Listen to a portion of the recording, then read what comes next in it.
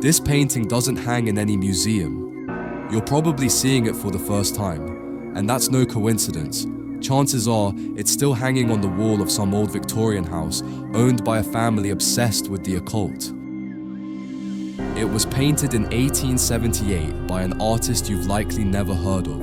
His name was Luis Ricardo Falero, and while he went mostly unnoticed in his own country in the 19th century, his works adorned the homes of wealthy collectors fascinated by the forbidden. This particular piece is called Witches Going to Their Sabbath, and it portrays a deeply disturbing scene. There are witches flying, skeletons, a goat, a black cat staring straight at us, and even a skeletal pelican, which we'll talk about later. Falero did something few dared to do. He blended eroticism with witchcraft and did so with a discomforting elegance.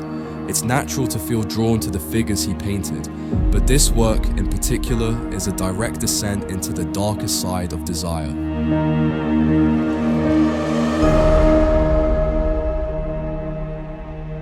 In the late 19th century, the occult was in fashion, and not just in fringe circles, it had a place in the drawing rooms of British high society. In Victorian England, while public life promoted morality, self-restraint, and virtue, behind closed doors people spoke of spiritualism, alchemy, Freemasonry, tarot, astrology, and grimoires. The esoteric wasn't just a hobby, it was a cultural obsession. Seances were held in elegant parlors, manuals on how to summon beings from beyond were published, and the cabinets of wealthy collectors filled with ritual objects, skulls, fossils, and of course, art. But not just any kind of art.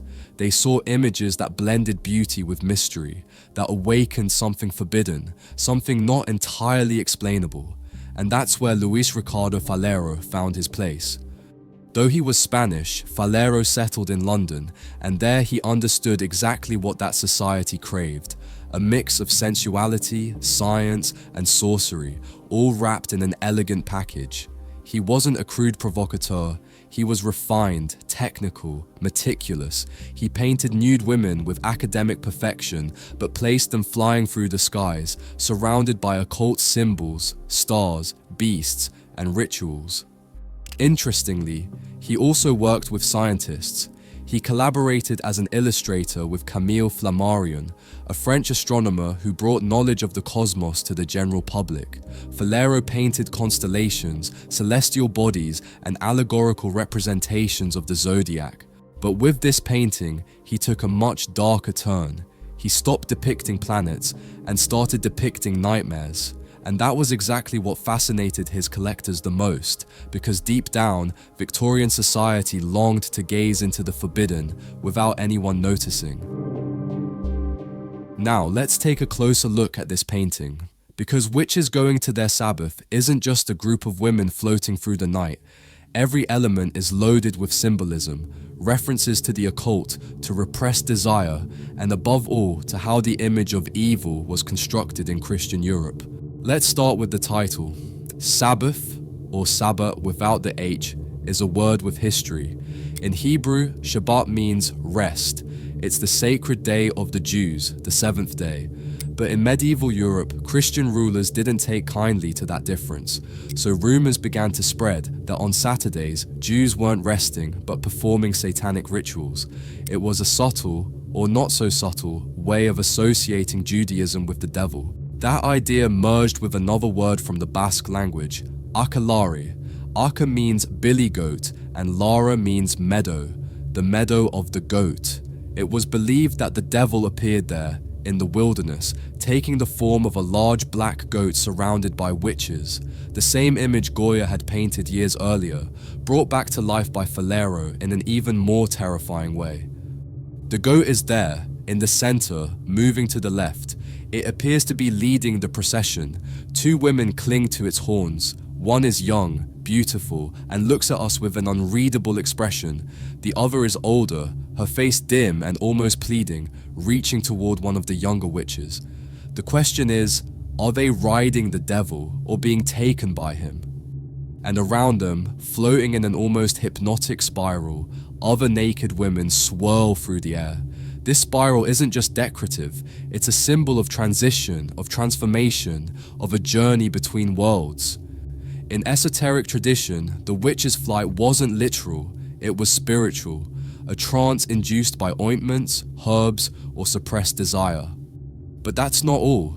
To the right of the painting, we see a black cat, a bat, a salamander, which in alchemy represents the spirit of fire, and a skeletal pelican, a symbol of sacrifice and death in ancient iconography. All of these animals were considered familiars in occult tradition, spirit helpers aiding witches in their rituals. And while today they may seem like fantasy elements, in the 15th century they were taken very seriously. In fact, one of the most influential books in the persecution of women was the Malleus Maleficarum, published in 1487. It claimed that women were more likely to fall for the devil's temptations because of their weaker nature and carnal desires.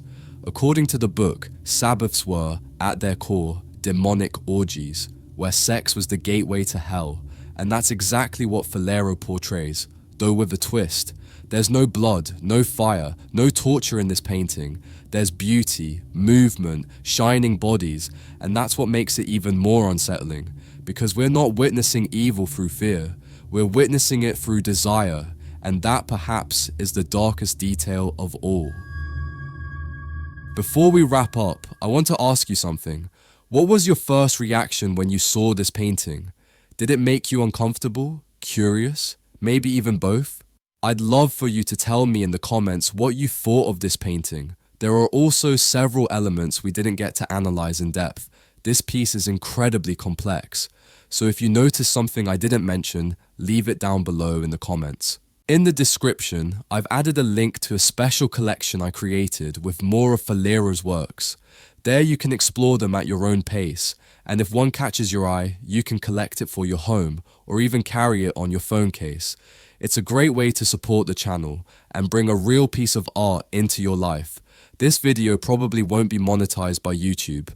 I'm sure you can guess why, so your support means more than ever. See you in the next video, and thank you for watching until the end.